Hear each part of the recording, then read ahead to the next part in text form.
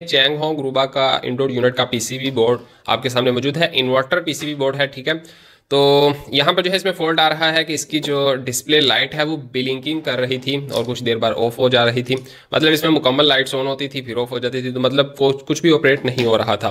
तो इसमें क्या प्रॉब्लम हमने जो है ट्रेस किया है फॉल्ट, और आपके साथ वो बात शेयर की जाएगी। गाइस, बहुत सारे दोस्त चाह रहे हैं कि हम पीसीबी रिपेयरिंग का काम सीखें और बहुत ही अच्छी बात है कि पीसीबी का काम सीखना भी चाहिए, क्योंकि आगे टेक्नोलॉजी बहुत ही एडवांस हो चुकी है और बहुत ही एडवांस होने वाली है। पहले हमें इंडोर में एक ही सर्किट देखने को मिलता था, अब तो हमें आउटडोर इंडोर दोनों में ही सर्किट देखने को मिलते हैं। रिपेयरिंग जब करनी पड़े तो हमें काफी यानी कि प्रॉब्लम होती है। आउटडोर का कार्ड काफी बड़ा होता है, उसमें एरर्स भी जब आते हैं तो फिर काफी एरर्स आते हैं। तो ये जो है मैंने मुकम्मल अपने फ्रेंड्स की रिक्वेस्ट पर एक कोर्स डिजाइन कर दिया है। कॉन्टैक्ट नंबर आपको स्क्रीन पर मिल रहा होगा। तो इसमें आपको पीसीबी का काम मुकम्मल सिखाया गया है। किसी भी कंट्री से हैं, किसी भी सिटी से हैं, कॉन्टैक्ट करें और मजीद इन्फॉर्मेशन हासिल करें और पैसा कमाएं।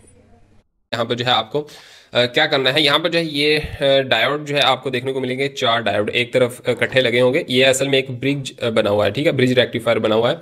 तो ये एसी से डीसी सप्लाई कन्वर्ट करता है।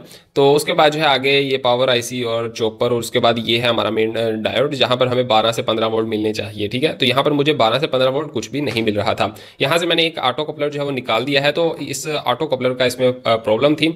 तो मैं आपको बताऊंगा कि ऑटो कपलर कैसे आपने चेंज करना है, इसको टेस्ट कैसे करना है, ठीक है। ये स्विचिंग के लिए यहाँ पर लगा हुआ है। तो यहाँ पर स्विचिंग नहीं हो पा रही थी, तो जहाँ पर जो है हमें मुकम्मल कोई एरर भी शो नहीं हो रहा था, तो मेन डिस्प्ले ही ब्लिंकिंग कर रहा था। तो यहाँ पर जो है ये किस नंबर का होना चाहिए मुकम्मल डिटेल में आपके साथ शेयर करेंगे। इसको हम जो है सबसे पहले चेंज कर लेते हैं। चेंज करने के बाद हम इसको ऑन करके भी देखेंगे और मुकम्मल इन्फॉर्मेशन आपको यहाँ पर मिलेगी। तो फ्रेंड्स, यहाँ पर हमने इसको जो है कंप्लीट कर लिया है। यहाँ पर मैंने ऑटो कपलर जो है ऑटो कपलर चेंज करने के बाद ये इसका पहले वाला कपलर है, ठीक है, जो हमने चेंज किया है। इसमें जो है मैं टेस्टिंग भी आपको यहाँ पर अगर बताऊँ तो क्या प्रॉब्लम हमें कैसे पता चला था कि इसमें क्या प्रॉब्लम है। अपने मीटर को हमने जो है डायोड मोड पर लगा लेना है। डायोड मोड पर हमने इसको ऑन कर लिया है।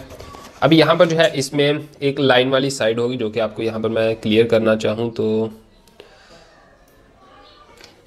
इसके ऊपर एक साइड डॉट वाली साइड होती है, ठीक है फ्रेंड्स। जैसे कि इसमें जो है डॉट इस तरफ है, ऊपर आप देखेंगे तो इस तरफ है, ठीक है।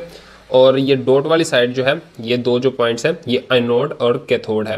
अब जो डॉट वाला ऊपर वाला था, तो ऊपर वाले पॉइंट पर मैं यहाँ पर जस्ट ये वाला जो है पॉजिटिव लगाऊंगा, ठीक है। और यहाँ पर जो है पॉजिटिव लगाने के बाद ये ऊपर वाला इस तरफ था, तो हमने पॉजिटिव लगा देना है, और दूसरी तरफ हमने ये नेगेटिव लगाना है, ठीक है। तो अब यहाँ पर हमें साउंड मिलना चाहिए, रीडिंग शो होनी चाहिए, ठीक है। हमें रीडिंग कुछ ना कुछ शो होनी चाहिए।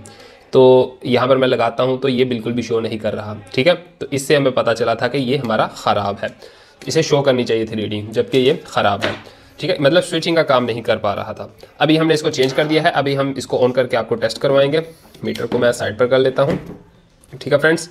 अब यहाँ पर जो है मैं आपको यहाँ पर वोल्टेज भी चेक करवाऊंगा, साथ ही में डीसी वोल्टेज कहाँ पर, यहाँ पर मैं आपको बता रहा था कि वोल्ट आने चाहिए। चलिए मैं इसकी सप्लाई को ऑन कर लेता हूँ। उससे पहले फ्रेंड्स आपको बता दूं कि ये लगाना भी आपने सेम सही होता है। अगर आप इसको उल्टा लगा देंगे तब भी प्रॉब्लम बनेगी, काम नहीं करेगा पीसीबी, ठीक है। अब यहाँ पर जो है कैसे